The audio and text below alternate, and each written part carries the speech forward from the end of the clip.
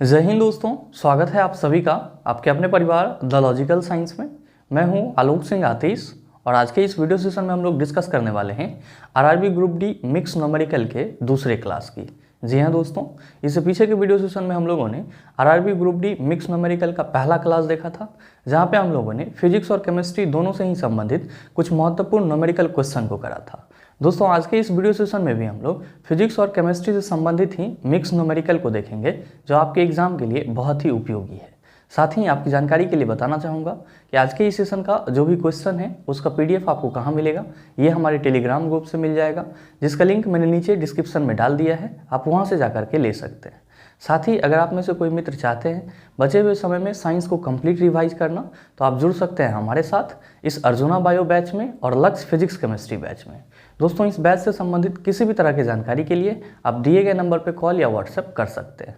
बहरहाल आइए अपने सेशन की शुरुआत करते हैं और चलते हैं पहले क्वेश्चन की तरफ। आपका जो पहला क्वेश्चन है आज के इस सेशन का, क्वेश्चन नंबर 1, क्या पूछा जा रहा है आपसे पूछा जा रहा है कि एक वस्तु को प्रारंभिक वेग u से ऊपर फेंका जाता है और वह अधिकतम ऊंचाई h तक जाती है, h का मान ज्ञात कीजिए। ऑप्शन दिया हुआ है u²/2g, दूसरा ऑप्शन है u/2g और तीसरा ऑप्शन है 2ug और चौथा ऑप्शन है इनमें से कोई नहीं। बताइए क्या होगा इसका आंसर। बहुत सारे मित्र यहाँ पे सोचना शुरू कर दिए होंगे कि गुरुजी इसका आंसर कैसे आएगा। बड़ा ही सरल तरीके से आप सभी इसका आंसर ला सकते हैं। ध्यान दीजिएगा, क्वेश्चन में कहा जा रहा है कि कोई वस्तु है, तो मान लीजिए कि ये आपका कोई वस्तु है और इसको u वेग से ऊपर की ओर फेंका जा रहा है। ध्यान दीजिएगा कि u इसका क्या है, तो क्वेश्चन में दिया हुआ है कि u इसका प्रारंभिक वेग, u क्या है, इसका प्रारंभिक वेग। और जब इस वस्तु को u प्रारंभिक वेग से ऊपर की ओर फेंका जाता है तो ये मैक्सिमम हाइट h को कवर करता है। ये मैक्सिमम हाइट कितना कवर करता है, तो h को कवर करता है। तो आपसे ये पूछा जा रहा है कि h इक्वल टू क्या होगा, ये चीज़ आपको बताना है। मेरे मित्र आप सभी क्या कहेंगे कि गुरुजी अगर किसी भी वस्तु को किसी प्रारंभिक वेग से ऊपर की ओर फेंका जाए और उस वस्तु के द्वारा h ऊंचाई को कवर किया जाए, तो जैसे ही वस्तु h ऊंचाई को कवर करेगा तो यहाँ पे वस्तु का वेग क्या हो जाएगा। आप सभी कहेंगे कि गुरुजी जैसे ही h ऊंचाई पे पहुँचेगा कुछ देर के लिए वस्तु का जो वेग है वो 0 हो जाएगा। तो क्या हम लोग यहाँ पे v=0 लिख सकते हैं। आप कहेंगे बिल्कुल लिख सकते हैं। ध्यान दीजिएगा कि यहाँ पे आपको क्या सब डाटा मिल चुका है, तो आपको प्रारंभिक वेग मिल गया है, साथ ही साथ अंतिम वेग मिल गया है। क्यों? क्योंकि हम लोग अंतिम वेग को किससे रिप्रेजेंट करते हैं, तो आप कहेंगे कि गुरुजी अंतिम वेग को v से रिप्रेजेंट किया जाता है। और आपको क्या पूछा जा रहा है कि h का मान क्या होगा, ये चीज़ आपको बताना है।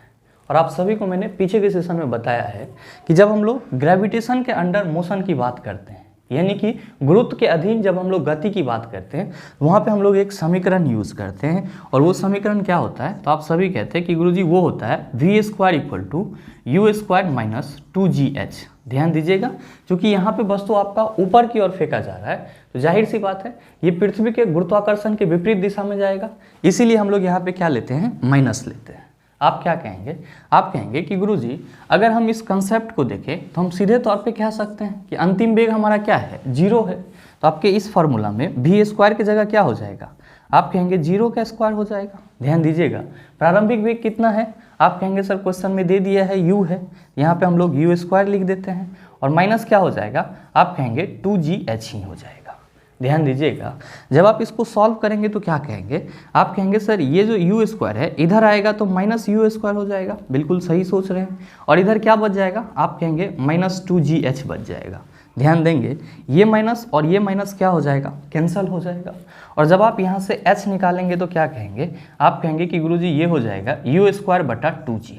कितना हो जाएगा, u²/2g। इसका मतलब ये हुआ कि अगर वस्तु को u प्रारंभिक वेग से ऊपर की ओर फेंका जाए और वस्तु द्वारा h ऊंचाई को कवर किया जाता है, तो आपका जो h ऊंचाई का वैल्यू होगा वो कितना होगा, तो u²/2g हो जाएगा। तो आपके इस क्वेश्चन का सही आंसर क्या हो जाएगा, आप सभी कहेंगे कि गुरुजी option number A is the right answer of this question. उम्मीद करते हैं समझ पाए होंगे। चलते हैं अगले क्वेश्चन की तरफ। आपका जो अगला क्वेश्चन है, क्वेश्चन नंबर 2, क्या पूछा जा रहा है आपसे पूछा जा रहा है कि यदि एक गेंद को 40 मीटर प्रति सेकंड के वेग के साथ ऊपर की ओर फेंका जाता है तो 6 सेकंड के बाद उसके विस्थापन का परिमाण कितना होगा। ऑप्शन दिया हुआ है 80 मीटर, दूसरा ऑप्शन है 40 मीटर, तीसरा ऑप्शन है 60 मीटर और चौथा ऑप्शन है 20 मीटर। बताइए ना बनेगा, आसानी से बन जाएगा।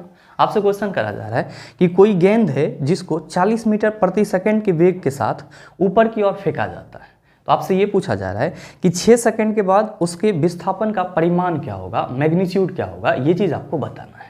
ध्यान देंगे कि थोड़ा देर के लिए आप लोग यहाँ पे ये समझेंगे कि ये आपका कोई बॉल है और क्वेश्चन के अनुसार इसको किस वेग से ऊपर की ओर फेंका जा रहा है। तो गुरुजी क्वेश्चन के अनुसार इसको प्रारंभिक वेग 40 मीटर पर सेकंड के वेग से ऊपर की ओर फेंका जा रहा है। ध्यान दीजिएगा कि जब इसको ऊपर की ओर फेंका जाएगा ये कुछ ना कुछ ऊंचाई को कवर करेगा और वही ऊंचाई इसके लिए क्या होगा, विस्थापन का मान होगा। तो आप सभी ध्यान में रखेंगे कि जब भी किसी भी चीज़ को ऊपर की ओर फेंका जाता है तो वहाँ पे जो उसके द्वारा ऊंचाई कवर की जाती है वही उस वस्तु के द्वारा तय की गई क्या होती है, विस्थापन होती है। साथ ही आपके क्वेश्चन में क्या कहा जा रहा है कि ये जो 40 मीटर पर सेकंड के वेग से इसको ऊपर फेंका जा रहा है तो आपसे ये पूछा जा रहा है कि अगर समय 6 सेकंड हो, यानी कि 6 सेकंड बाद इस वस्तु द्वारा टोटल विस्थापन कितना कवर किया जाएगा, यानी कि इस वस्तु द्वारा टोटल ऊंचाई कितना कवर किया जाएगा। ध्यान दीजिएगा कि आपके क्वेश्चन में प्रारंभिक वेग दिया हुआ है, समय दिया हुआ है और आपको क्या बताना है, ऊंचाई बताना है, यानी कि विस्थापन बताना है। क्वेश्चन में जी का वैल्यू नहीं दिया गया है तो आप सभी यहाँ पे जी का वैल्यू कितना मान लेंगे, जी का वैल्यू 10 मीटर पर सेकंड स्क्वायर मान लेंगे। बहुत सारे मित्र सोच रहे होंगे कि गुरुजी क्वेश्चन में जब जी का वैल्यू नहीं दिया हुआ रहता है तो हम लोग तो 9.8 मीटर पर सेकंड स्क्वायर लेते हैं, लेकिन अब ट्रेंड बदल गया है। पहले हम लोग 9.8 मीटर पर सेकंड स्क्वायर ऑब्वियसली लेते हैं, लेकिन अब जो आपका ग्रुप डी में क्वेश्चन पूछा गया है उसमें अधिकांश जगह पे उन्होंने जी का वैल्यू 10 मीटर पर सेकंड स्क्वायर लिया है। तो हम लोग भी क्या करेंगे, जी का वैल्यू 10 मीटर पर सेकंड स्क्वायर ही लेंगे। आप कहेंगे कि सर जब हम जी का वैल्यू 10 मीटर पर सेकंड स्क्वायर लेंगे तो यू हमारा ये हो जाएगा, समय हमारा ये हो जाएगा, तो हम तो ऊंचाई आराम से निकाल सकते हैं, क्योंकि हम सबों को मालूम है कि h इक्वल टू क्या होता है। तो आप कहते हैं कि गुरुजी ut minus half g t square होता है। ध्यान दीजिएगा चूंकि वस्तु आपका ऊपर की ओर फेंका जा रहा है, इसीलिए यहाँ पे जो ऊपर की ओर जाएगा कि ये गुरुत्वाकर्षण के विरुद्ध जाएगा, तो हम लोग यहाँ पे क्या लेते हैं, माइनस लेते हैं। अगर वस्तु को ऊपर से नीचे गिराया जाता तब आपका यही सूत्र क्या हो जाता, h equal to u t plus half g t square हो जाता। आप कहेंगे कि गुरुजी अगर हम यहाँ पे h निकालने की कोशिश करेंगे तो प्रारंभिक वेग की जगह हम लोग किसको रखेंगे, 40 मीटर पर सेकंड को रखेंगे। क्यों, क्योंकि क्वेश्चन में कहा जा रहा है कि गेंद को 40 मीटर पर सेकंड के वेग से ऊपर की ओर फेंका जाता है, तो 6 सेकंड बाद इसके द्वारा तय किया गया विस्थापन का परिमाण क्या होगा। यहाँ पे प्रारंभिक वेग आपका क्या होगा, तो आप कहेंगे 40 मीटर पर सेकंड, समय कितना दिया हुआ है 6 सेकंड, तो 40 × 6 हो जाएगा, फिर माइनस हाफ और जी का वैल्यू कितना लेंगे, आप कहेंगे 10, और यहाँ पे आपका समय कितना है, तो गुरुजी 6 सेकंड, तो इसका स्क्वायर हो जाएगा, तो 6 का आप स्क्वायर करेंगे तो कितना हो जाएगा, 36 हो जाएगा। तो यहाँ पे लिख दीजिए आप 36। सॉल्व करेंगे तो आप कहेंगे कि गुरुजी ये हो जाएगा 2 5 6 10 और ये हो जाएगा 40 6 240, 240 माइनस यहाँ पे 6 5 30 और 5 3 15 3 18, 240 में से 180 घटाएंगे तो आप क्या कहेंगे कि गुरुजी ये हो जाएगा 60 मीटर। कितना हो जाएगा, 60 मीटर। यानी कि क्वेश्चन के अनुसार अगर वस्तु को 40 मीटर पर सेकंड के वेग से ऊपर की ओर फेंका जाए तो 6 सेकंड बाद इसके द्वारा जो तय की गई विस्थापन होगी वो कितना होगा, 60 मीटर होगा। और इसीलिए आपके इस क्वेश्चन का सही आंसर क्या हो जाएगा, आप कहेंगे कि गुरुजी option number C is the right answer of this question. उम्मीद करते हैं समझ पाए होंगे। चलते हैं अगले क्वेश्चन की तरफ। आपका जो अगला क्वेश्चन है क्वेश्चन नंबर 3, क्या पूछा जा रहा है आपसे पूछा जा रहा है कि 10 मीटर पर सेकंड से गतिमान एक 2000 केजी का ट्रक ट्रैफिक लाइट पर खड़ी एक कार से टकराता है। टकराव के बाद दोनों एक साथ 8 मीटर पर सेकंड की गति से चलते हैं। कार का द्रव्यमान डैश है। ऑप्शन दिया हुआ है 100 केजी, दूसरा ऑप्शन है 250 केजी, तीसरा ऑप्शन है 500 केजी, चौथा ऑप्शन है 750 केजी। क्या होगा इसका आंसर। आपसे क्वेश्चन करा जा रहा है कि कोई ट्रक है, मान लीजिए कि ये आपका एक ट्रक है, ठीक है सर, ये क्या है, ट्रक है जिसका द्रव्यमान कितना है तो 2000 केजी है और इसका वेग कितना है तो 10 मीटर पर सेकंड है। यानी कि जो आपका ट्रक है उसका द्रव्यमान 2000 केजी है और ये 10 मीटर पर सेकंड के वेग से गतिमान है। जब ये 10 मीटर पर सेकंड के वेग से गतिमान है तो ये क्या करता है, तो गुरुजी क्वेश्चन में दिया हुआ है कि कोई कार जो है वो ट्रैफिक लाइट पे खड़ा होता है। कोई कार जो है वो कहाँ पे खड़ा होता है, ट्रैफिक लाइट पे खड़ा होता है, जिसको ये क्या कर देता है, धक्का दे देता है। और जैसे ही ये धक्का देता है तो कार और ट्रक दोनों संयुक्त रूप से 8 मीटर पर सेकंड के वेग से गतिमान हो जाता है। तो आपसे ये पूछा जा रहा है कि ये जो आपका कार है इसका द्रव्यमान क्या होगा। ध्यान दीजिएगा कि यहाँ पे अगर हम लोग ट्रक का द्रव्यमान m1 माने तो कार का द्रव्यमान क्या हो जाएगा m2, और आपको बताना है कि m2 इक्वल टू व्हाट, यानी कि कार का द्रव्यमान क्या होगा। मेरे मित्र आप सभी कहेंगे कि गुरुजी क्वेश्चन को पढ़ने से और समझने से ऐसा लग रहा है कि यहाँ पे संवेग संरक्षण सिद्धांत लागू होगा। कौन सा सिद्धांत लागू होगा? संवेग संरक्षण सिद्धांत लागू होगा। और आप सभी क्या कहते हैं कि गुरुजी संवेग संरक्षण सिद्धांत कहता है कि टक्कर से पहले और टक्कर के बाद का कुल संवेग क्या होता है? संरक्षित रहता है। ध्यान दीजिएगा कि टक्कर से पहले अगर दोनों ही ट्रक और कार दोनों के संवेग की बात करें तो क्या कहेंगे? आप सभी कहेंगे कि गुरुजी चूंकि आपने ट्रक का द्रव्यमान m1 माना है तो जाहिर सी बात है कि इसका वेग क्या हो जाएगा? v1 हो जाएगा। तो टक्कर से पहले तो m1 इंटू v1 हो जाएगा, और साथ ही साथ यहाँ पे हमको क्या लिखना होगा? तो कार का भी संवेग लिखना होगा टक्कर से पहले का। तो आप क्या कहेंगे कि गुरुजी कार का तो द्रव्यमान हमको m2 निकालना ही निकालना है, और साथ ही साथ कार यहाँ पे विरामावस्था में है तो इसका वेग क्या होगा? 0 होगा। तो जब आप किसी भी चीज़ को 0 से मल्टीप्लाई करेंगे तो आप क्या कहेंगे? सर पूरा वैल्यू 0 हो जाएगा। तो यहाँ पे आप कार का संवेग लिखें ना लिखें बात क्या हो जाएगा? बराबर हो जाएगा। आप कहेंगे सर जब 0 हो जाएगा तो ना ही लिखिए, ज़्यादा बेटर है। तो आप क्या कहिएगा कि m1 into v1 equal to क्या हो जाएगा? तो m2 इंटू v2 हो जाएगा। आप कहेंगे कि गुरुजी यहाँ पे m2 क्या होगा? तो ध्यान दीजिएगा कि यहाँ पे जब ट्रक कार को टक्कर देता है तो दोनों संयुक्त रूप से 8 मीटर पर सेकंड के वेग से आगे बढ़ता है। तो जाहिर सी बात है कि जो दोनों का द्रव्यमान होगा वो क्या होगा? जुट जाएगा। यानी कि हम ये कह सकते हैं कि गुरुजी टक्कर से पहले तो संवेग m1 इंटू v1 ही होगा, लेकिन टक्कर के बाद यहाँ पे जो हम लोग द्रव्यमान लेंगे वो m1 प्लस m2 लेंगे। काहे कि दोनों का संयुक्त वेग दिया हुआ है 8 मीटर पर सेकंड। टक्कर के बाद जो है दोनों 8 मीटर पर सेकंड के वेग से चलना शुरू कर देता है। तो जाहिर सी बात है कि जैसे ही वो सटा होगा तो दोनों का जो मास होगा वो क्या होगा? तो सर जुट जाएगा। तो m1 प्लस m2 और दोनों का वेग कितना है? तो गुरुजी क्वेश्चन के अनुसार 8 मीटर पर सेकेंड है।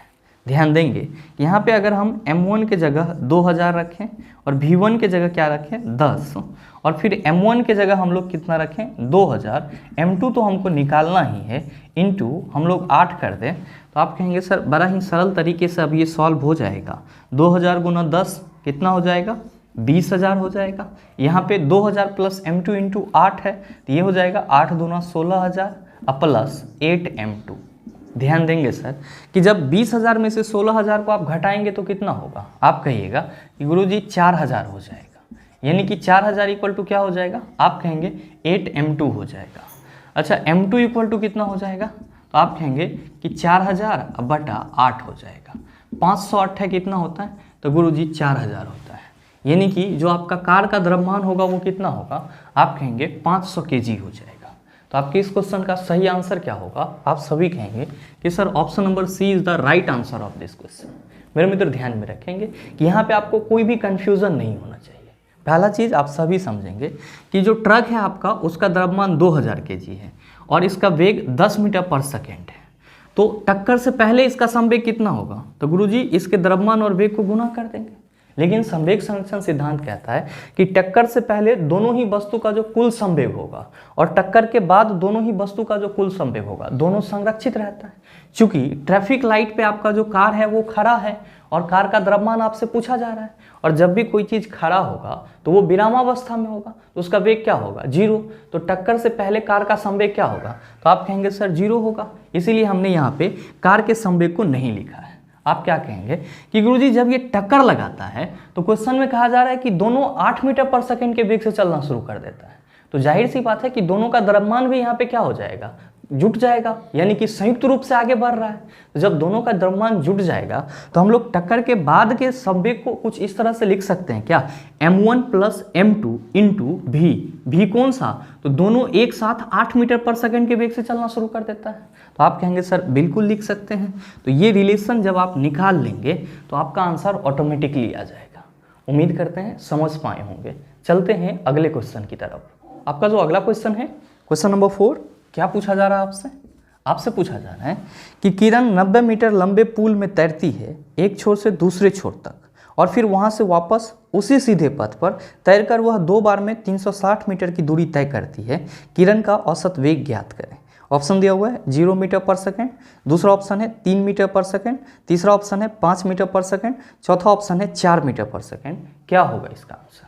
बहुत सारे मित्र सोच रहे होंगे कि गुरुजी जब औसत वेग पूछा जा रहा है तो यहाँ पे तो समय देना चाहिए, समय नहीं दिया गया है तो ये बनेगा कैसे? मेरे मित्र आसानी से बना सकते हैं, सिर्फ आपको यहाँ पे थोड़ा सा पढ़े हुए कंसेप्ट को अप्लाई करना है। ध्यान दीजिएगा, क्वेश्चन में क्या कहा जा रहा है?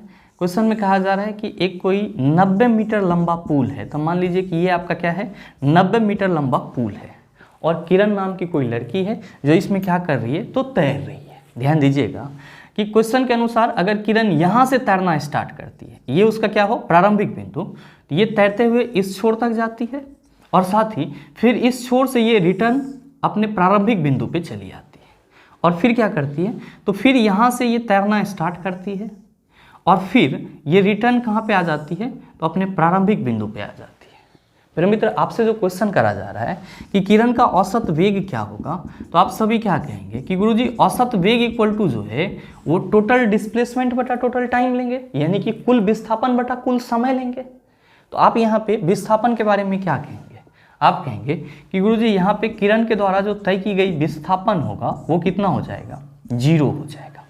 बहुत सारे मित्र ये भी कहेंगे कि 0 कैसे हो जाएगा? तो मेरे मित्र ध्यान देंगे कि जब भी कोई वस्तु अपने प्रारंभिक बिंदु से एक सीधी डायरेक्शन में चलना स्टार्ट करती है, जब भी कोई वस्तु अपने प्रारंभिक बिंदु से एक सीधी डायरेक्शन में यानी कि एक निश्चित डायरेक्शन में चलना स्टार्ट करती है और वह पुनः चल करके उसी बिंदु पे आ जाती है, यानी कि पुनः प्रारंभिक बिंदु पर ही आ जाती है, तब उसके द्वारा जो तय किया गया विस्थापन होता है वो कितना हो जाता है, 0 हो जाता है। जबकि दूरी कितना होता है, तो दूरी जो है वो डबल हो जाता है, दोगुना हो जाता है।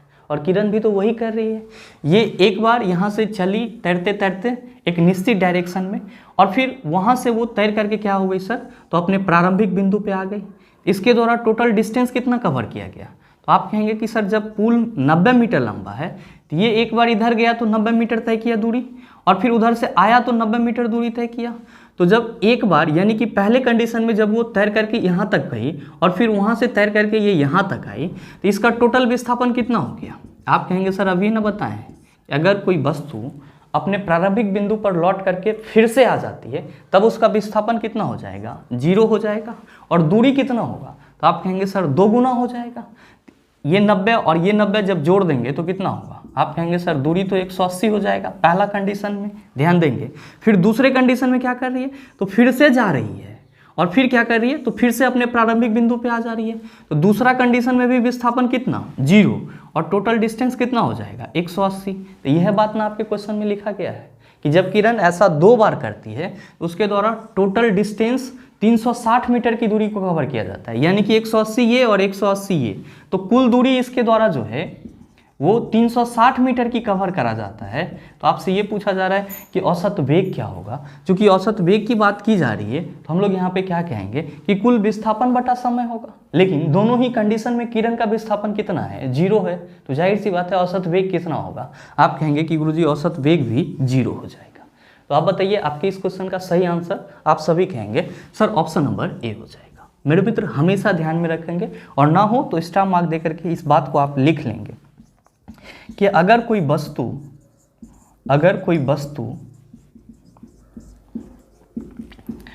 प्रारंभिक बिंदु पर पुनः लौट कर आ जाए, ध्यान दीजिएगा वस्तु की जगह यहाँ पे व्यक्ति भी हो सकता है, तो आप लोग सिर्फ वस्तु मत समझिएगा। तो अगर कोई वस्तु प्रारंभिक बिंदु पर पुनः लौट कर आ जाए तो विस्थापन कितना होगा, तो आप ध्यान में रखेंगे 0 होगा, लेकिन तय की गई दूरी कितना होगा, तो तय की गई दूरी जो है वो 2 गुना हो जाएगा। कितना हो जाएगा, 2 गुना हो जाएगा। आप ये पॉइंट ध्यान में रखेंगे। मेरे ख्याल से इस टाइप के जो भी क्वेश्चन आएंगे आप उसका सॉल्यूशन आसानी से कर लेंगे। उम्मीद करते हैं समझ पाए होंगे। चलते हैं अगले क्वेश्चन की तरफ। आपका जो अगला क्वेश्चन है क्वेश्चन नंबर 5, क्या पूछा जा रहा है आपसे पूछा जा रहा है कि एक रेलगाड़ी विश्रामावस्था से 5 मिनट में उसकी गति 90 किलोमीटर पर आवर हो जाती है। यह मानते हुए कि त्वरण समान है तो रेलगाड़ी द्वारा उसी समय में तय की गई दूरी होगी। ऑप्शन दिया हुआ है 1.5 किलोमीटर, दूसरा ऑप्शन है 3.25 किलोमीटर, तीसरा ऑप्शन है 2.25 किलोमीटर, चौथा ऑप्शन है 3.75 किलोमीटर। क्या होगा इसका आंसर? आपसे क्वेश्चन करा जा रहा है कि एक रेलगाड़ी विश्रामावस्था से चलकर 5 मिनट में अपनी गति को 90 किलोमीटर पर आवर कर लेता है। तो आपसे ये क्वेश्चन करा जा रहा है कि अगर आप थोड़ा देर के लिए ये मान के चलेंगे कि रेलगाड़ी का जो त्वरण है वो समान है तो रेलगाड़ी द्वारा तय की गई दूरी कितनी होगी? आप कहेंगे सर ये बनेगा कैसे? आसानी से बना लेंगे। ध्यान दीजिएगा कि यहाँ पे क्वेश्चन में आपका डाटा क्या सब दिया हुआ है, तो टाइम दिया हुआ है 5 मिनट। कितना दिया हुआ है? 5 मिनट। तो हम लोग क्या करेंगे, तो गुरुजी इसको हम लोग सेकेंड में लाएंगे। तो 5 मिनट को जब आप सेकेंड में बदलेंगे तो ये कितना हो जाएगा? 300 सेकेंड हो जाएगा। ध्यान दीजिएगा कि रेलगाड़ी यहाँ पे विश्रामावस्था से चलना शुरू करता है तो प्रारंभिक वेग इसकी क्या हो जाएगी? आप कहेंगे 0। तो यहाँ पे u इक्वल टू कितना हो जाएगा? आप कहिएगा सर 0 हो जाएगा। और फिर क्या कहा जा रहा है कि जब ये विश्रामावस्था से चलना शुरू करता है तो 5 मिनट में जो इसकी वेग है यानी कि इसकी जो गति है वो 90 किलोमीटर पर आवर हो जाती है। इसका अंतिम वेग क्या होगा? आप कहेंगे 90 किलोमीटर पर आवर। यहाँ पे हम लोग v इक्वल टू क्या लिख लेते हैं? 90 किलोमीटर पर आवर। लेकिन ध्यान देंगे यहाँ पे जो इसका अंतिम वेग है वो क्या है? किलोमीटर पर आवर में है। क्या करना होगा? मीटर पर सेकेंड में लाना होगा। और किलोमीटर पर आवर को हम लोग मीटर पर सेकेंड में कैसे लाते हैं? तो आप कहेंगे कि गुरुजी सीधे 5/18 से गुना कर दीजिए, आंसर आ जाएगा। 18 पंचे कितना हो जाएगा? 90 और 5 25, यानी कि रेलगाड़ी का अंतिम वेग कितना होगा? आप कहेंगे 25 मीटर पर सेकेंड। आपको क्या बताना है कि रेलगाड़ी द्वारा तय की गई दूरी यानी कि s इक्वल टू व्हाट? आप सभी क्या कहते हैं कि गुरुजी s इक्वल टू फार्मूला होता है ut plus half A T square. क्या फार्मूला होता है? ut plus half A T square. आप सभी कहेंगे कि सर क्वेश्चन में u दिया हुआ है, t दिया हुआ है, लेकिन a तो हमको मालूम नहीं है, तो a हम लोग निकाल लेंगे। और a निकालने के लिए आपके पास कंडीशन भी अवेलेबल है। क्या कहा जा रहा है कि रेलगाड़ी विश्रामावस्था से चलकर 5 मिनट में 90 किलोमीटर पर आवर के स्पीड को पकड़ लेता है तो जाहिर सी बात है कि आपका यहाँ पे प्रारंभिक वेग कितना है? 0। और अंतिम वेग कितना है? तो गुरुजी 90 किलोमीटर पर आवर, जो कि मीटर पर सेकेंड में 25 मीटर पर सेकेंड है।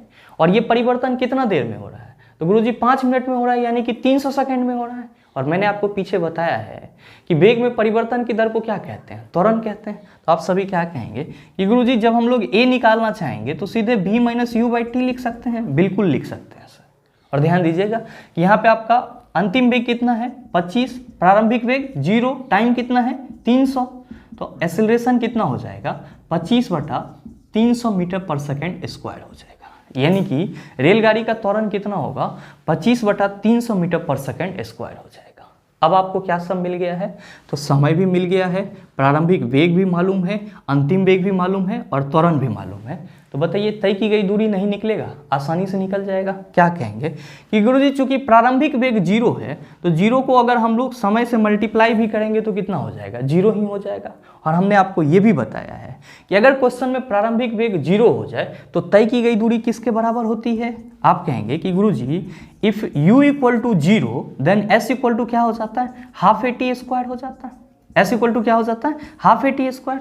ध्यान देंगे कि जब हम लोग यहाँ पे सारे डाटा को इसमें रखेंगे तो हमारा आंसर क्या आएगा? आप कहेंगे s इक्वल टू हो जाएगा हाफ इंटू त्वरण आपका कितना है? 25/300 मीटर पर सेकेंड स्क्वायर। समय आपका तो गुरुजी 300 का स्क्वायर करना होगा। क्यों? क्योंकि यहाँ पे हम लोग फॉर्मूला टी स्क्वायर लेते हैं ना, हाफ ए टी स्क्वायर। तो हम लोग 300 इंटू 300 कर देंगे। ये 300 और ये 300 आपका कैंसिल हो जाएगा। और क्या कहेंगे कि गुरुजी ये हो जाएगा 25 या 75, यानी कि 7500/2। जब आप इसको डिवाइड करेंगे तो ये कितना होगा? तो गुरुजी ये हो जाएगा 3750। किसमें सर? मीटर में। लेकिन आपको तो ऑप्शन किलोमीटर में दिया हुआ है। तो जब 3750 मीटर को आप किलोमीटर में बदलेंगे तो क्या कहेंगे कि गुरुजी 1000 से डिवाइड कर देंगे तो यही कितना हो जाएगा? 3.75 किलोमीटर हो जाएगा।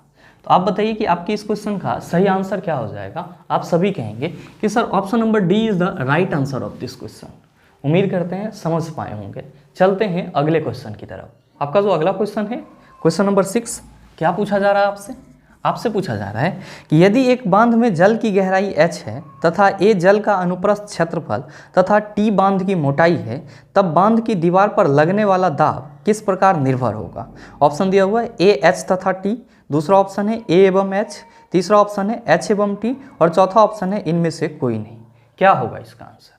मेरे मित्र आप सभी यहाँ पे कंफ्यूज होना शुरू कर दिए होंगे कि गुरुजी यहाँ पे तो बांध वाला क्वेश्चन आ गया, अब ये कैसे बनेगा। मेरे मित्र ध्यान में रखेंगे कि बांध आपका कोई भी हो उसमें क्या रहता है, द्रव रहता है। और यहाँ पे आपको किसके प्रॉपर्टीज को समझना होगा, तो द्रव के द्वारा जो दाब एग्जर्ट किया जाता है उसको समझना होगा। और आप सभी ध्यान में रखेंगे कि किसी भी द्रव के द्वारा जो दाब एग्जर्ट किया जाता है, या फिर जब हम लोग द्रव के दाब की बात करते हैं तो हम सभी क्या कहते हैं कि गुरुजी द्रव का जो दाब होता है वो H इंटू डी इंटू जी के गुणनफल के बराबर होता है। जहाँ पे H क्या है, तो H जो है सर वो गहराई है, D क्या है तो आप कहेंगे D घनत्व है, G क्या है तो आप कहेंगे गुरुत्वीय त्वरण है। और मेरे मित्र ध्यान में रखेंगे कि जब हम ये कह रहे हैं कि द्रव के द्वारा जो प्रेशर एग्जर्ट किया जाएगा वो एच डी जी के गुणनफल के बराबर होगा, तो जाहिर सी बात है कि द्रव का दाब जो है वो किस पे डिपेंड करेगा, आप कहेंगे गहराई पे डिपेंड करेगा, घनत्व पे डिपेंड करेगा और गुरुत्वीय त्वरण पे डिपेंड करेगा। लेकिन क्वेश्चन आपसे क्या करा जा रहा है, क्वेश्चन करा जा रहा है कि यदि एक बांध में जल की गहराई h है तथा ए जल का अनुप्रस्थ क्षेत्रफल तथा t बांध की मोटाई है, तब बांध की दीवार पर लगने वाला दाब किस प्रकार निर्भर होगा। आप क्या कहेंगे कि गुरुजी बांध में भी तो द्रव का दाब ही पूछा जा रहा है और आप कह रहे हैं कि द्रव का दाब जो है वो एच डी जी के गुणनफल के बराबर होता है और ये तीन ही चीज पर डिपेंड करता है। कौन कौन सा, गहराई पे, घनत्व पे और गुरुत्वीय त्वरण पे। लेकिन आपके ऑप्शन में क्या दिया हुआ है, तो पहला ऑप्शन में दिया हुआ है ए एच तथा टी, आप कहेंगे सर ये नहीं होगा। दूसरा ऑप्शन है ए एवं एच, आप कहेंगे सर ये भी नहीं होगा, क्योंकि द्रव का जो दाब है वो अनुप्रस्थ क्षेत्रफल पर या फिर मोटाई पे, किसकी मोटाई, बांध की मोटाई या फिर किसी बर्तन में रखा हुआ है तो उसके मोटाई पे डिपेंड नहीं करता है। तो आपका पहला ऑप्शन भी नहीं होगा, दूसरा ऑप्शन भी नहीं होगा। तीसरा ऑप्शन दिया हुआ है एच एवं टी, आप कहेंगे कि गुरुजी अगर सिर्फ एच दिया हुआ रहता तब तो हम कहते, लेकिन यहाँ पे टी भी दिया गया है तो हमारा तीसरा ऑप्शन भी नहीं होगा। चौथा ऑप्शन है इनमें से कोई नहीं। आप सभी कहेंगे कि सर हमारे इस क्वेश्चन का सही आंसर ऑप्शन नंबर डी हो जाएगा। क्यों हो जाएगा, क्योंकि हमेशा ध्यान में रखना है कि द्रव के द्वारा जो दाब एग्जर्ट किया जाता है किसी बर्तन पे या फिर किसी बांध पे, वो किस पे डिपेंड करेगा, तो गुरुजी गहराई पे, घनत्व पे और गुरुत्वीय त्वरण पे डिपेंड करेगा। लेकिन आपके ऑप्शन में कहीं पे भी अकेले न तो गहराई की बात की जा रही है और न ही घनत्व की बात की जा रही है और न ही गुरुत्वीय त्वरण की बात की जा रही है। इसीलिए हमारे इस क्वेश्चन का सही आंसर क्या होगा, ऑप्शन नंबर डी होगा। ध्यान रखेंगे, अगर आपसे ये पूछा जाए कि द्रव के द्वारा कुल दाब कितना लगाया जाता है, ध्यान देंगे, अगर ये आपका कोई बर्तन है और इसमें क्या है, द्रव भरा हुआ है, तो आप सभी क्या कहेंगे, आप सभी कहेंगे कि गुरुजी इस बर्तन में जो द्रव भरा हुआ है इसके द्वारा जो इसके दीवार पे दाब एग्जर्ट किया जाएगा वो तो एच डी जी के बराबर होगा। बिल्कुल सही सोच रहे हैं, लेकिन यहाँ पे हम बात कर रहे हैं कि द्रव के द्वारा कुल दाब कितना होगा। मेरे मित्र ध्यान देंगे कि यहाँ पे जो द्रव के द्वारा कुल दाब की बात की जाएगी तो आप सभी क्या कहते हैं कि इस ब्रह्मांड में जितने भी चीज रखा हुआ रहता है या कोई भी चीज है उन सभी पे क्या लग रहा होता है, वायुमंडलीय दाब लग रहा होता है। ये आपके ऊपर भी लग रहा होता है, कोई वस्तु रखा हुआ है तो उसके ऊपर भी लगेगा, कहीं पे पानी है तो उसके ऊपर भी लगेगा। तो मतलब साफ है कि इस ग्लास पे भी क्या लग रहा है सर, तो वायुमंडलीय दाब लग रहा है। तो जाहिर सी बात है कि इस ग्लास में जो द्रव भरा हुआ है उस पे भी वायुमंडलीय दाब लग रहा है। तो अगर हमसे ये बात करा जाएगा कि द्रव के द्वारा कुल दाब कितना हो सकता है, तो आप क्या कहेंगे कि वायुमंडलीय दाब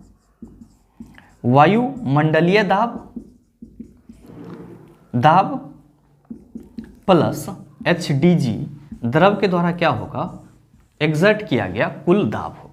तो आप ये दोनों ही चीज ध्यान में रखेंगे, द्रव का दाब एच डी जी, द्रव के द्वारा कुल दाब तो वायुमंडलीय दाब प्लस एच डी जी, जहाँ पे एच क्या है, गहराई, डी डेंसिटी, जी क्या है, गुरुत्वीय त्वरण है। उम्मीद करते हैं समझ पाए होंगे। चलते हैं अगले क्वेश्चन की तरफ। आपका जो अगला क्वेश्चन है, क्वेश्चन नंबर 7, क्या पूछा जा रहा है आपसे पूछा जा रहा है कि किसी माध्यम में एक कण 2.5 सेकंड में 40 कंपन पूर्ण करता है तो तरंग की आवृत्ति डैश होगी। ऑप्शन दिया हुआ है 16 हर्ज, दूसरा ऑप्शन है 8 हर्ज, तीसरा ऑप्शन है 50 हर्ज, चौथा ऑप्शन है 25 हर्ज। क्या होगा इसका आंसर। हालांकि ये क्वेश्चन मैंने आपको पीछे के सेशन में करवाया है, लेकिन बहुत सारे मित्रों का लगातार व्हाट्सएप आता है इस टाइप के क्वेश्चन का कि सर इसमें आंसर कैसे आ जाएगा, इसमें तो 8 आना चाहिए, इसमें 16 आना चाहिए, कोई कहते हैं 25 आना चाहिए। तो भाई मेरे, आप सभी यहाँ पे थोड़ा सा समझेंगे। मेरे मित्र, जब हम लोग आवृत्ति की बात करते हैं तो हम सभी क्या कहते हैं, आप सभी कहते हैं कि गुरुजी आवृत्ति न्यू इक्वल टू जो होता है वो 1/t होता है। या फिर हम लोग क्या कहते हैं कि आवृत्ति जो है वो आवर्तकाल का व्युत्क्रम होता है। ध्यान में रखेंगे, टी क्या है आपका, आवर्तकाल है, जिसको हम लोग क्या कहते हैं, टाइम पीरियड कहते हैं। आवर्तकाल को हम लोग इंग्लिश में क्या कहते हैं, टाइम पीरियड कहते हैं। आपको यहाँ पे ये समझना होगा कि ये जो आपका न्यू इक्वल टू 1/t है, ये किसके बारे में बता रहा है, ये बता रहा है कि अगर किसी कण को एक बार कंपन होने में t समय लगे, ध्यान दीजिएगा कि अगर किसी कण को एक बार कंपन होने में, एक बार वाइब्रेट होने में t सेकेंड लगे, कितना लगे, t सेकेंड समय लगे, तब जो उसका आवृत्ति होगा वो क्या होगा, 1/t हो जाएगा। क्या हो जाएगा, 1/t हो जाएगा। ध्यान दीजिएगा, मैंने आपको क्या बताया कि अगर किसी कण को एक बार कंपन होने में t सेकेंड का समय लगे, देन उसका जो आवृत्ति होगा वो कितना होगा, 1/t होगा। क्वेश्चन में क्या कहा जा रहा है, क्वेश्चन में कहा जा रहा है और ये 40 कंपन कितना देर में हो रहा है, तो क्वेश्चन में दिया हुआ है 2.5 सेकेंड में हो रहा है। कितना देर में हो रहा है, 2.5 सेकेंड में हो रहा है। तो आपसे ये पूछा जा रहा है कि इसकी आवृत्ति कितनी होगी। तो आप सभी क्या कहेंगे कि गुरुजी जब आप ये कह रहे हैं कि एक कंपन पूरा होने में अगर t समय लगता है तो आवृत्ति 1/t हो जाता है, और यहाँ पे तो हमको 40 कंपन 2.5 सेकेंड में पूरा हो रहा है, तो जाहिर सी बात है कि हम लोग यहाँ पे न्यू यानी कि आवृत्ति इक्वल टू क्या कहेंगे, 40/2.5। ध्यान देंगे, यहाँ से पॉइंट हटाएंगे तो ऊपर क्या होगा, 0 हो जाएगा, और जब आप इसको सॉल्व करेंगे तो ये क्या हो जाएगा सर, 16 बार में कैंसिल हो जाएगा, और आपके इस क्वेश्चन का आंसर कितना आएगा, आप कहेंगे सर 16 हर्ट्ज आएगा। तो आप बताइए कि सही ऑप्शन क्या हो जाएगा। आप सभी कहेंगे sir option number A is the right answer of this question. बहरहाल चलते हैं अगले क्वेश्चन की तरफ। आपका जो अगला क्वेश्चन है, क्वेश्चन नंबर 8, क्या पूछा जा रहा है आपसे पूछा जा रहा है कि एक माध्यम जिसका अपवर्तन सूचकांक 1.5 है में प्रकाश की गति डैश है, 3.0 इंटू 10⁸ मीटर पर सेकेंड। दूसरा ऑप्शन है 2.0 इंटू 10⁸ मीटर पर सेकेंड। तीसरा ऑप्शन है 1.5 इंटू 10⁸ मीटर पर सेकेंड। और चौथा ऑप्शन है 1.2 इंटू 10⁸ मीटर पर सेकेंड। क्या होगा इसका आंसर। आपसे क्वेश्चन करा जा रहा है कि एक माध्यम जिसका अपवर्तन सूचकांक यानी कि अपवर्तनांक कितना है, तो 1.5 है। तो आपसे ये कहा जा रहा है कि इस माध्यम में प्रकाश की चाल क्या होगी, इस माध्यम में प्रकाश की चाल क्या होगी, आपको ये बताना है। बताइए, नहीं बनेगा, आसानी से बन जाएगा सर।